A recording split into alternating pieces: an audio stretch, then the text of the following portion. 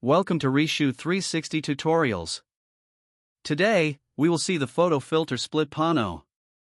Before starting, select a 360 photo or a 360 video you would like to edit. Now, select the preset photo. Select the preset Instagram split Pano. You can see previews of your final photos and you can modify some parameters of the filter. Each parameter can be modified with a slider and more precisely with buttons plus and minus. First, you can set how many photos you want.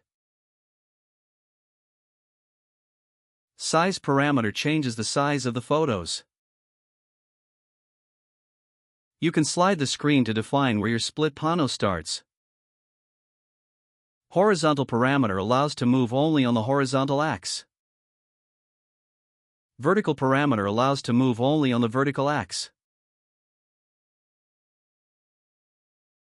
Resolution parameter changes the photo resolution. If you select max, then the maximum resolution will be applied according to the resolution of the media you are editing. Export order parameter changes the exporting order of photos. Now, you can export the final photos by using the button in the top right corner.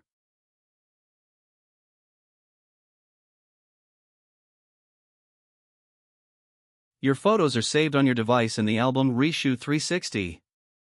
You can slide the photo preview or use arrow buttons to preview all your photos. You will find even more options to edit your 360 media with the editor. Thank you for watching and have a good day.